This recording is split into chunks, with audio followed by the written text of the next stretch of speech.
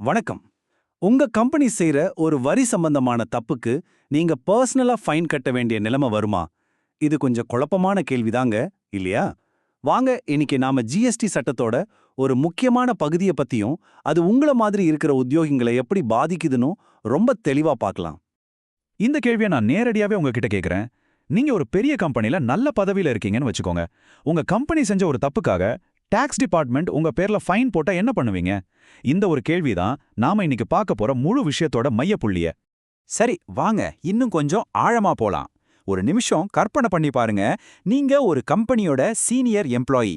திடீர்னு ஒரு நாள் உங்க கம்பெனி ஏதோ ஒரு வரி ஏய்ப்பு செஞ்சதுக்காக உங்க சொந்த பேர்ல ஒரு பெரிய தொகைக்கு அபராதம் கட்ட சொல்லி நோட்டீஸ் வருது. அப்பப்பா, இது நிஜமாவே சாத்தியமா? சட்டம் இத பத்தி என்ன சொல்லுது? இந்த எல்லா குழப்பத்துக்கும் காரணம் ஜிஎஸ்டி சட்டத்துல இருக்கிற ஒரே ஒரு பிரிவு தாங்க. அதான் செக்ஷன் 122(1)(a). இதை நாம செல்லமா சூத்திரதாரி விதி அப்படின்னு கூட சொல்லலாம். ஏன்னா ஒரு தப்பான பரிவர்த்தனைய பின்னால இருந்து இயக்கி அதனால லாபம் பார்க்கிற உண்மையான நபர்களை தண்டிக்கிறதுக்காகவே இதை கொண்டு வந்தாங்க. இந்த சட்டப்பிரிவை ரொம்ப சிம்பிளா புரிஞ்சுக்கலாம். ரெண்டு கண்டிஷன் இருந்தா ஒரு தனிநபர் மேல ஃபைன் போட இந்த சட்டம் அதிகாரிகளுக்கு பவர் கொடுக்குது. ஒன்னு, அந்த தப்பான டிரான்சாக்ஷன் மூலமா வர்ற பணப்பலனை அவர் பர்சனலா அனுபவிச்சிருக்கணும். ரெண்டாவது, அந்த டிரான்சாக்ஷன் நடக்கிறதுக்கே அவர் தான் காரணமா இருந்திருக்கணும். முக்கியமா கவனிக்க வேண்டியது என்னன்னா, இந்த ரெண்டுமே நடந்திருக்கணும். ஒன்னு மட்டும் நடந்தா பத்தாது. இப்போ நீங்க பாக்குற இந்த தேதி தான் இந்த முழு விஷயத்தோட டேர்னிங் பாயிண்ட். ஜனவரி 1, 2021. இந்த தேதியை நல்லா மனசுல வச்சுக்கோங்க. ஏன்னா இந்த தேதிக்கு முன்னாடி இப்படி ஒரு சட்டமே கிடையாது. இந்த தேதிக்கு அப்புறம் தான் இது அமருக்கே வருது. அதனால ஒரு விஷயம் எப்போ நடந்துச்சுன்றது தான் அது தப்பா இல்லையான்னே முடிவு பண்ண போகுது. சரி, இந்த சட்டத்தை கோர்ட்ல வச்சு டெஸ்ட் பண்ண ஒரு நிஜமான வழக்கை இப்ப நம்ம பார்க்கலாம். இது வெறும் சட்டத்தை பத்தினது மட்டும் இல்ல, அமித் மணிலால் ஹரியாங்கிற ஒரு நபருக்கும் டாக்ஸ் டிபார்ட்மெண்ட்டுக்கும் நடுவுல நடந்த ஒரு பெரிய போராட்டத்தோட கதை. இந்த டேபிள்ல பாத்தீங்கன்னா ரெண்டு தரப்பு வாதமும் பளிச்சுன்னு புரியும். டாக்ஸ் டிபார்ட்மெண்ட் என்ன சொல்லுச்சு? கம்பெனி செஞ்ச போலி டிரான்சாக்ஷன்ஸ்க்கு இந்த ஆஃபீஸர்ஸ் தான் பர்சனலா பொறுப்பு அப்படின்னுச்சு. ஆனா அந்த ஆஃபீஸர்ஸ் என்ன சொன்னாங்க தெரியுமா?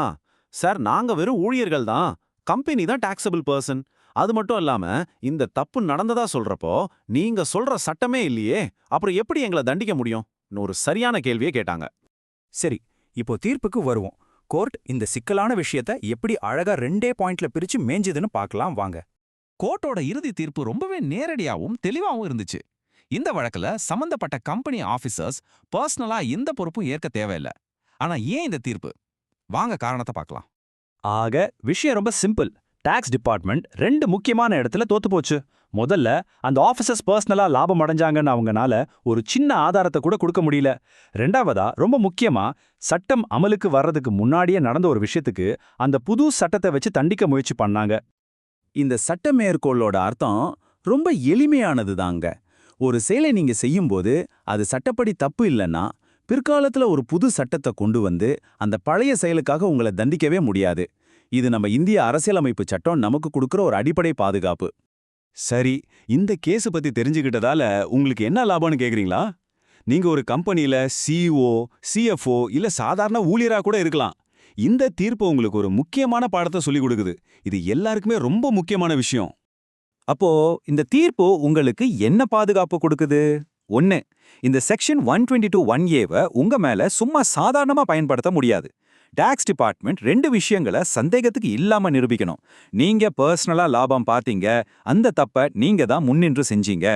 நல்லா ஞாபகம் வச்சுக்கோங்க, உங்க பதவி நீங்க சிஇஓவாவே இருந்தாலும் சரி, அது மட்டுமே உங்களை குற்றவாளியாக்கிடாது. கம்பெனியோட தப்பு ஆட்டோமேட்டிக்கா உங்க மேல வந்து விழாது. சரி, இந்த முழு விஷயத்தையும் ஒரு முக்கியமான கேள்வியோட முடிப்போம். இந்த தீர்ப்பு ஆதாரம் இல்லாதப்ப ஊழியர்களை காப்பாத்துது, சரிதான். ஆனா ஒரு அதிகாரி நிஜமாவே தப்பு பண்ணி பர்சனலா லாபம் பார்த்து அதுக்கான எல்லா ஆதாரமும் கையும் களவுமா சிக்குனா அப்ப என்ன ஆகும்? அப்போ இந்த சட்டத்தோட உண்மையான பவர் என்னவா இருக்கும்? இத பத்தி நீங்க என்ன நினைக்கிறீங்க? யோசிச்சு பாருங்க.